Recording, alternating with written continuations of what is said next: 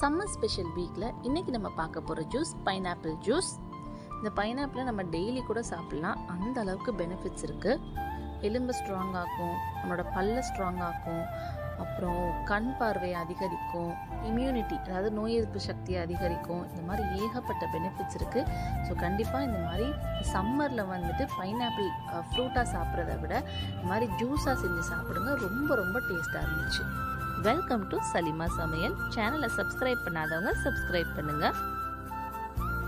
இந்த pineapple juice உங்களுக்கு டேஸ்ட்டாக கிடைக்கணும் அப்படின்னா அதுக்கு பழம் நல்லா டேஸ்ட்டாக இருக்கணும். பழம் வாங்கும் பொழுதே நல்லா கொஞ்சம் இந்த காயாக வாங்காமல் பழமாக வாங்குங்க. அந்த ஸ்கின்லாம் பாருங்களேன், நல்லா எல்லோ கலரில் இருக்குது பாருங்க, அந்த மாதிரி பார்த்து வாங்கணும். இந்த பழமே ரொம்ப டேஸ்ட்டாக இருந்துச்சு, அதனாலேயே என்னவோ தெரியல ஜூஸ் ரொம்ப ரொம்ப டேஸ்ட்டாக வந்துருந்துச்சு. இந்த பைனாப்பிளோட தோலெல்லாம் இந்த மாதிரி கட் பண்ணி எடுத்துட்டதுக்கு அப்புறமா இந்த பழத்தை சின்ன சின்னதாக கட் பண்ணி எடுத்துக்கலாம்.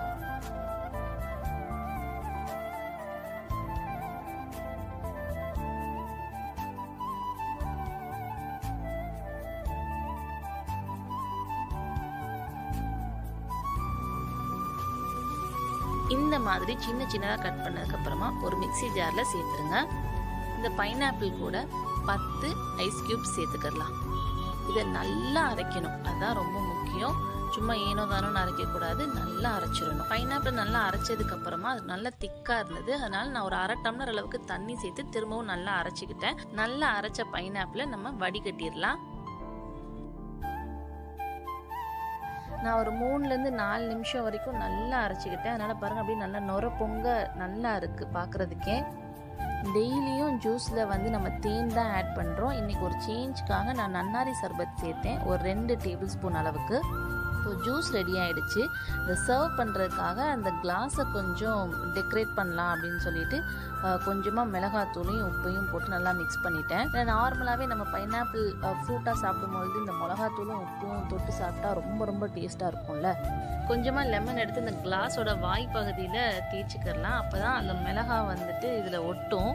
இந்த கிளாஸில் வந்துட்டு லெமன் தடவுனதுக்கப்புறமா இந்த மிளகாத்தூளும் உப்பும் சேர்த்து வச்சோம் இல்லையா, அதில் வந்து வச்சு எடுத்துக்கிறலாம்.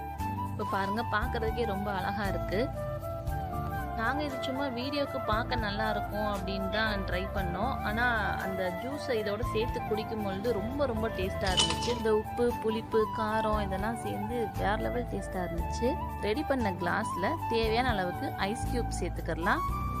இந்த ஐஸ் க்யூப்ஸோட இந்த பைனாப்பிள் ஜூஸை சேர்த்து குடிச்சு பாருங்கள். இதுக்கப்புறம் டெய்லி நீங்கள் பைனாப்பிள் ஜூஸ் தான் குடிப்பீங்க. ரொம்ப ரொம்ப டேஸ்டான அப்புறம் ஹெல்த் பெனிஃபிட்டான ஒரு ஜூஸை இன்றைக்கி நம்ம சலிமா சமையல் சேனலில்